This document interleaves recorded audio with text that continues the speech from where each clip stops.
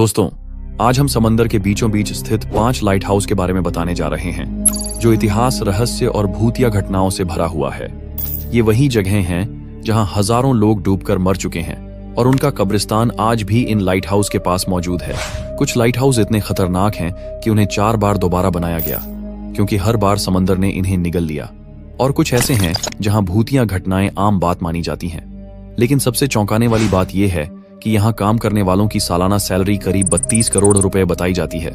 पर क्या वाकई यहाँ काम करने वालों को 32 करोड़ रुपए दिए जाते हैं या ये सिर्फ एक झूठी अफवाह है? इसका खुलासा भी हम इस वीडियो में करेंगे, तो बने रहिए हमारे साथ, क्योंकि ये वीडियो आपको समंदर के सबसे रहस्यमयी लाइट हाउस की ऐसी कहानियां सुनाने वाला है जिसको सुनकर आप लोगों का होश तो उड़ जाएगा ही, और साथ ही रोंगटे भी खड़े हो जाएगा। वीडियो को शुरू करने से पहले चैनल को सब्सक्राइब जरूर करें, क्योंकि सब्सक्राइब बटन आपके लिए फ्री है और इससे हमें बहुत मदद मिलती है। तो चलिए वीडियो को करते हैं स्टार्ट।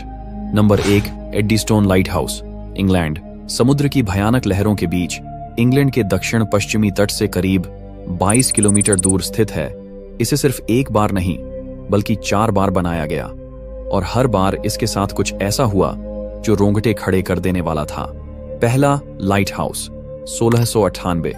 इसे एक इंजीनियर हेनरी विंस्टनली ने लकड़ी और धातु से बनाया था, लेकिन 1703 में ऐसा भयंकर तूफान आया कि यह पूरा का पूरा लाइट हाउस समंदर में समा गया। इतना ही नहीं, हेनरी विंस्टनली खुद भी इसमें फंसे रह गए और कभी वापस नहीं लौटे। दूसरा लाइट हाउस 1709। इस बार जॉन रुडयार्ड नाम के एक डिजाइनर ने इसे मजबूत लकड़ी से बनाया, लेकिन 1755 में एक और खौफनाक घटना घटी। इसमें अचानक भीषण आग लग गई और चौकीदारों में से एक हेनरी हॉल आग बुझाने की कोशिश कर रहा था। तभी गर्म लोहा उसके गले में गिर गया। वो बुरी तरह झुलस गया और कुछ दिनों बाद उसकी दर्दनाक मौत हो गई। तीसरा लाइट हाउस 1759। इस बार मशहूर इंजीनियर जॉन स्मिथन ने इसे ग्रेनाइट और मजबूत पत्थरों से बनाया। यह 120 सालों तक टिका रहा, लेकिन फिर पाया गया कि जिस चट्टान पर यह बना था वो कमजोर हो रही थी, इसलिए इसे छोड़ दिया गया और नया लाइट हाउस बनाने का फैसला लिया गया। चौथा और वर्तमान लाइट हाउस 1882। अब जो लाइट हाउस खड़ा है वह जेम्स डगलस द्वारा डिजाइन किया गया था। यह आज भी सक्रिय है और इसमें एक ऑटोमेटेड सिस्टम लगा दिया गया है, लेकिन इसके साथ अब भी कुछ अजीब घटनाएं जुड़ी हुई हैं। एडीस्टोन लाइट हाउस में काम करना किसी सजा से कम नहीं था। समुद्र के बीच चारों ओर सिर्फ पानी, तेज हवाएं और खौफनाक रातें। यहाँ तैनात रखवालों को 6 महीने तक पूरी तरह अकेले रहना पड़ता था। एक रखवाला जिसे वहां अकेले रहना पड़ा, उसने बताया कि रात को उसे हमेशा किसी के कदमों की आहट सुनाई देती थी। कुछ लोगों का कहना है कि जो इंजीनियर और रखवाले यहाँ मारे गए थे, उनकी आत्माएं अब भी इस लाइट हाउस की पहरेदारी करती हैं। हेनरी हॉल की आत्मा को कई बार वहां महसूस किया गया। कुछ लोगों ने कहा कि उन्होंने एक परछाई को चलते देखा, जबकि कई बार अजीब सी चीखें और सरसराहटें भी सुनाई दी हैं। एक अजीब घटना यह भी हुई कि एक बार तूफान में लाइट हाउस का सिग्नल अपने आप जलता और बुझता रहा, जबकि वहां कोई नहीं था। एडीस्टोन लाइट हाउस सिर्फ एक लाइट हाउस नहीं, बल्कि समुद्र के बीचों बीच खड़ा एक भूतिया किला है। यह लाइट हाउस दुनिया के सबसे खतरनाक समुद्री इलाकों में बना है। यहाँ समुद्र की लहरें 20 मीटर 66 फीट तक ऊंची उठ सकती हैं, जो किसी भी छोटे जहाज को पलटने के लिए काफी हैं। कई नाविकों का कहना है कि जब लहरें बहुत ऊंची होती हैं तो यह लाइट हाउस भी पूरी तरह पानी में डूब जाता है और सिर्फ उसकी रोशनी दिखती है। एडीस्टोन लाइट हाउस के आसपास की चट्टानों को लेकर कई कहानियां प्रचलित हैं। कुछ नाविकों का कहना है कि कुछ चट्टानें अचानक दिखती हैं और फिर गायब हो जाती हैं, जिससे कई जहाज टकराकर डूब चुके हैं। स्थानीय मछुआरों का मानना है कि अगर किसी जहाज के रास्ते में एडीस्टोन लाइट हाउस की रोशनी अचानक बुझ जाए तो वह जहाज किसी बड़े तूफान का शिकार होने वाला होता है। ऑटोमेटेड सिस्टम लगने के बाद भी कुछ मछुआरों ने रात के समय खिड़की में किसी आदमी को खड़ा देखा है, लेकिन जब जांच की गई तो वहां कोई नहीं था। Number 2, Minot's ledge lighthouse, United States. America के मैसाचुसेट्स राज्य के समुद्री तट से करीब 1.5 किलोमीटर दूर खड़ा माइनर्स लेज लाइट हाउस, इसे बनाने की कोशिश में कई लोगों ने अपनी जान गंवाई, और जब बना तो भी मौत का सिलसिला रुका नहीं। पहला लाइट हाउस 1850। इसे लकड़ी और लोहे से बनाया गया था, लेकिन यह शुरुआत से ही गलत फैसलों का शिकार रहा।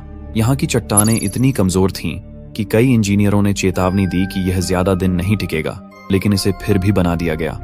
1851 की भीषण तबाही। सिर्फ एक साल बाद 17 अप्रैल 1851 को एक भयानक तूफान आया। 30 मीटर ऊंची लहरों ने इसे पूरी तरह हिला दिया।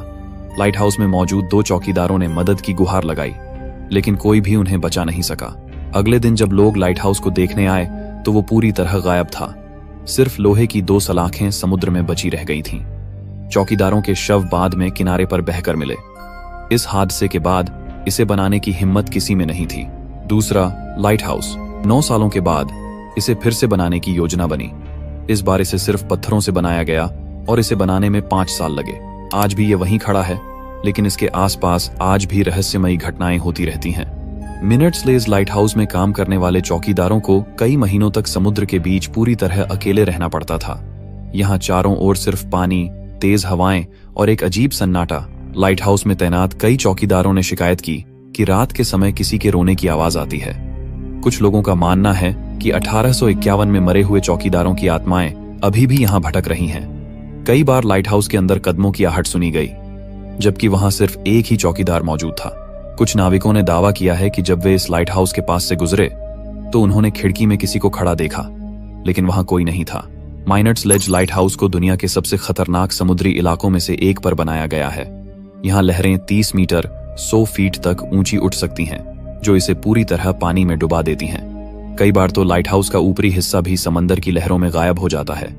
इस लाइट हाउस की रोशनी एक अनोखे पैटर्न में जलती और बुझती है, लेकिन कुछ लोग मानते हैं कि यह उन मरे हुए चौकीदारों का संदेश है जो अब भी यहाँ फंसे हुए हैं। स्थानीय मछुआरों का मानना है कि अगर किसी बड़े तूफान से पहले इस लाइट हाउस की रोशनी अचानक कमजोर हो जाए या अपने आप बंद हो जाए तो इसका मतलब है कि कोई अनहोनी होने वाली है। माइनर्स लेज लाइट हाउस के आसपास सैकड़ों जहाज डूब चुके हैं। कुछ नाविकों का कहना है कि कई बार जब वे इस लाइट हाउस के पास से गुजरते हैं तो उनकी नावें अजीब तरीके से घूमने लगती हैं, जैसे कोई अदृश्य ताकत उन्हें इधर उधर धकेल रही हो। नंबर 3, ला जुमेंट लाइट हाउस, फ्रांस। फ्रांस के ब्रिटनी तट से करीब 300 मीटर दूर खतरनाक चट्टानों पर बना ला जुमेंट लाइट हाउस सिर्फ एक लाइट हाउस नहीं, बल्कि मौत का किला कहा जाता है। इसे बनाने का फैसला तब लिया गया जब इस इलाके में बार बार जहाज डूबने लगे। 19वीं सदी के अंत तक इस क्षेत्र में 60 से ज्यादा जहाज डूब चुके थे, जिनमें कई नाविकों की मौत हुई। सरकार ने 1904 में इसका निर्माण शुरू किया, लेकिन तूफानों और विशाल समुद्री लहरों की वजह से काम रुकता ही रहा। पहला प्रयास 1904 अधूरा सपना जीन गिशार्ड नाम के इंजीनियर ने इस प्रोजेक्ट की नींव रखी, लेकिन खराब मौसम की वजह से इसे अधूरा छोड़ना पड़ा। अंततः 1911 में इस लाइट हाउस को पूरा किया गया और इसे मौत का किला नाम दिया गया, क्योंकि यहाँ काम करने वाले लोग अक्सर रहस्यमय परिस्थितियों में लापता हो जाते थे या मानसिक रूप से टूट जाते थे। ला जुमेंट लाइट हाउस में काम करना आत्महत्या के बराबर था। यहाँ तैनात रखवालों को महीनों तक समुद्र के बीच पूरी तरह अकेले रहना पड़ता था। बार्ले गॉफ, सबसे रहस्यमयी रखवाला, इस लाइट हाउस का सबसे चर्चित रखवाला था। वह यहाँ 10 साल तक काम करता रहा, लेकिन 1990 में उसकी संदिग्ध हालात में मौत हो गई। कुछ लोगों का कहना था कि वह मानसिक तनाव का शिकार हो गया था और उसने खुद ही अपनी जान ले ली। कुछ का मानना था कि उसने समुद्र में कुछ ऐसा देखा जिससे वह पागल हो गया और उसने लाइट हाउस से छलांग लगा दी। उसकी मौत के बाद सरकार ने लाइट हाउस को पूरी तरह ऑटोमेटेड कर दिया और इसे डायरेक्ट सैटेलाइट से जोड़ दिया। सबसे डरावनी तस्वीर 1989 की घटना। 1989 में फोटोग्राफर जॉन गिशार्ड ने इस लाइट हाउस की एक ऐसी तस्वीर खींची जो इतिहास में दर्ज हो गई।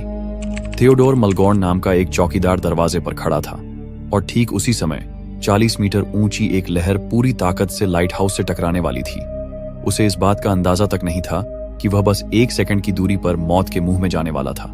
जैसे ही लहर टकराने वाली थी, उसने झट से दरवाजा बंद कर दिया और बाल बाल बच गया। यह तस्वीर इंटरनेट पर सबसे ज्यादा देखी जाने वाली समुद्री तस्वीरों में से एक बन गई।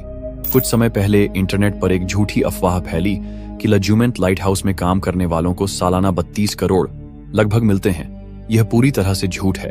असल में यह सिर्फ एक ऑनलाइन स्कैम है जिससे लोग फर्जी जॉब एप्लीकेशन भरकर पैसे लूटने की कोशिश करते हैं। सच्चाई यह है कि यहाँ काम करने वाले चौकीदारों को अधिकतम $80,000 से $1 लाख प्रति वर्ष मिलते थे। यह बहुत ज्यादा नहीं, बल्कि समुद्री लाइट हाउसों में काम करने की सामान्य सैलरी है। क्या कोई लाइट हाउस कर्मचारी को 32 करोड़ देगा? बिल्कुल नहीं। एक लाइट हाउस बनाने में भी इतना पैसा नहीं लगता, तो कोई अकेले चौकीदार को इतनी भारी रकम क्यों देगा?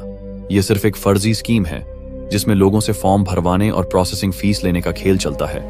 तो फिर सच्चाई क्या है? 1991 के बाद से इस लाइट हाउस को पूरी तरह ऑटोमेटेड कर दिया गया। अब इसे सैटेलाइट से कंट्रोल किया जाता है और यहाँ कोई भी स्थायी रूप से काम नहीं करता। आज यह एक ऐतिहासिक स्मारक बन चुका है जहाँ से हर साल हजारों जहाज गुजरते हैं। Number 4, Fastnet lighthouse, Ireland. Ireland के दक्षिण पश्चिमी छोर पर अटलांटिक महासागर के बीचों बीच स्थित फास्टनेट लाइट हाउस सिर्फ एक लाइट हाउस नहीं बल्कि इतिहास और रहस्य की प्रतीक है। इसे आयरलैंड का टीयर ड्रॉप भी कहा जाता है क्योंकि यूरोप छोड़ने वाले प्रवासियों के लिए यह आखिरी किनारा था जिसे वे देख सकते थे। लेकिन इस लाइट हाउस का इतिहास उतना ही संघर्षमय और रहस्यमय है जितना कि इसके चारों ओर उठने वाली विशाल लहरें। 1854 में यहाँ पहला लाइट हाउस बनाया गया। यह एक लोहे की संरचना थी, लेकिन अटलांटिक की भीषण लहरों और तेज तूफानों के आगे यह ज्यादा समय तक टिक नहीं पाया। लहरें इतनी जबरदस्त थीं कि लोहे की दीवारें तक झुक गईं। 1997 में इसे दोबारा बनाने का निर्णय लिया गया। इस बार इंजीनियरों ने ग्रेनाइट के विशाल ब्लॉक्स का इस्तेमाल किया जिन्हें समुद्र के रास्ते यहां तक लाया गया। यह लाइट हाउस बनने में 7 साल लगे और आखिरकार 1904 में यह पूरा हुआ। यह अब 28 मीटर 92 फीट ऊंचा है और इसे इस तरह डिजाइन किया गया कि यह किसी भी तूफान का सामना कर सके। शुरुआत में फास्टनेट लाइट हाउस को पूरी तरह से इंसानों द्वारा संचालित किया जाता था। यहाँ हर समय 3 से 4 लोग तैनात रहते थे जिन्हें लाइट हाउस कीपर कहा जाता था। इनका मुख्य काम था हर रोज तेल से जलने वाली लाइट को बनाए रखना ताकि यह कभी बुझ न जाए, लेंस को साफ करना ताकि रोशनी दूर तक पहुंचे, तूफान के दौरान अंदर बंद रहना और इस बात का ध्यान रखना कि लाइट चालू रहे। यह एक बेहद कठिन और खतरनाक नौकरी थी क्योंकि यहाँ रहना किसी कैद से कम नहीं था। महीनों तक इन्हें किनारे पर लौटने का मौका नहीं मिलता था। 1990 के दशक में दुनिया के कई लाइट हाउसों की तरह फास्टनेट लाइट हाउस को भी ऑटोमेटेड कर दिया गया। अब इसे कंप्यूटर और सैटेलाइट की मदद से नियंत्रित किया जाता है। इसमें 5 मिलियन कैंडल पावर की LED फ्लैश लाइट लगी है जो हर 5 सेकंड में एक बार चमकती है और इसे 50 किलोमीटर दूर से भी देखा जा सकता है। अब यहाँ इंसानों की जरूरत नहीं रही। 1997 में आखिरी बार यहाँ कीपर तैनात थे और उसके बाद से यह पूरी तरह मानव विहीन हो गया। इतिहास में कई बार इस लाइट हाउस से रहस्यमयी संकेत आते रहे हैं। कई जहाजों के नाविकों ने बताया कि उन्हें लाइट हाउस के अंदर से अजीब आवाजें सुनाई देती हैं, जबकि वहां कोई मौजूद नहीं था। कुछ पुराने लाइट हाउस कीपर्स का मानना था कि यहाँ उन नाविकों की आत्माएं भटकती हैं जो 1979 की फास्टनेट रेस डिजास्टर में मारे गए थे। यह समुद्री इतिहास की सबसे भयानक दुर्घटनाओं में से एक थी जब एक भयंकर तूफान के कारण 15 नाविकों की मौत हो गई और 5 नावें डूब गईं। कई मछुआरों ने यह दावा किया है कि जब वे इस लाइट हाउस के पास आते हैं तो उन्हें कभी कभी खिड़कियों में परछाइयां दिखती हैं और लाइट हाउस के अंदर से किसी के कदमों की आवाज सुनाई देती है, जबकि अब यह पूरी तरह ऑटोमेटेड है और वहां कोई इंसान मौजूद नहीं होता। चाहे कितने भी तूफान आए, कितनी भी ऊंची लहरें उठें, फास्टनेट लाइट हाउस सदियों से जल रहा है और आगे भी जलता रहेगा। Number 5, Tourlitis lighthouse, Greece. Tourlitis lighthouse Greece के एंड्रोस द्वीप के चोरा बंदरगाह के प्रवेश द्वार पर स्थित है। यह दुनिया के सबसे अनोखे लाइट हाउसों में से एक है क्योंकि यह किसी द्वीप पर नहीं बल्कि समुद्र के बीच एक अकेली चट्टान पर खड़ा है। इसे देखने पर ऐसा लगता है जैसे यह कोई काल्पनिक चित्र हो, लेकिन यह वास्तव में मौजूद है। टूरलिटिस लाइट हाउस का निर्माण 1887 में शुरू हुआ और 1 जनवरी 1897 को पहली बार इसे चालू किया गया। पहले इसे मैन्युअल रूप से संचालित किया जाता था, यानी लाइट हाउस कीपर को यहाँ तैनात रहना पड़ता था। उन्हें हर रोज लाइट जलाने और इसे मेंटेन करने का काम करना पड़ता था, लेकिन यहाँ काम करना आसान नहीं था। चट्टान के ऊपर बने होने के कारण यह एक खतरनाक स्थान था। यहाँ तक पहुंचना सिर्फ नाव के जरिए ही संभव था और जब समुद्र में तूफान आता था तो यहाँ तक पहुंचना नामुमकिन हो जाता था। कहा जाता है कि कई बार लाइट हाउस कीपर हफ्तों तक यहाँ फंसे रह जाते थे क्योंकि समुद्र की लहरें इतनी ऊंची होती थीं कि किसी भी नाव का यहाँ पहुंचना असंभव हो जाता था। 1994 में ग्रीस के प्रसिद्ध व्यापारी गुलांद्रिस परिवार ने इसे पुनर्निर्मित करवाया। उन्होंने अपनी मृत बेटी की याद में इस लाइट हाउस को दोबारा बनाने के लिए धन दिया। इस बार इसे पहले से भी अधिक आधुनिक तरीके से बनाया गया। इसे 3D मॉडलिंग तकनीक की मदद से फिर से खड़ा किया गया, जिससे यह ग्रीस का सबसे आधुनिक लाइट हाउस बन गया। अब यह पूरी तरह ऑटोमेटेड हो चुका है। अब यहाँ कोई कर्मचारी नहीं रहता और यह अपने आप जलता और बुझता है। टूरलिटिस लाइट हाउस की ऊंचाई 7 मीटर है और इसका फोकल प्लेन समुद्र तल से 36 मीटर ऊपर स्थित है। यह एकमात्र लाइट हाउस है जो समुद्र में एक चट्टान पर बना है, जिससे यह एक विशेष आकर्षण बनता है। ये पूरी तरह स्वचालित है और अब किसी लाइट हाउस कीपर की आवश्यकता नहीं है। एफ्रोडाइटिस लाइट हाउस के साथ कोई झात भूतिया घटनाएं दर्ज नहीं हैं, लेकिन इसकी स्थिति और इतिहास के कारण यह कल्पनाओं और कहानियों का विषय बन चुका है। कई लोगों का मानना है कि इस लाइट हाउस के पास एक अजीब ऊर्जा है, क्योंकि यह अकेले समुद्र में खड़ा है और यहाँ कभी कभी रहस्यमयी रोशनी दिखाई देती है। कुछ नाविकों ने दावा किया है कि उन्होंने इस लाइट हाउस के आसपास अनजानी छायाएं देखी हैं, जबकि कुछ का कहना है कि उन्होंने समुद्र में अजीब आवाजें सुनी हैं। हालांकि इन दावों की कोई ठोस पुष्टि नहीं हुई है। धन्यवाद दोस्तों, आपने इस वीडियो को अंत तक देखा, इसके लिए दिल से शुक्रिया। अगर आपको यह वीडियो पसंद आया हो तो इसे अपने दोस्तों और परिवार के साथ शेयर जरूर करें। हम फिर मिलेंगे एक और शानदार वीडियो में। तब तक के लिए बाय और धन्यवाद।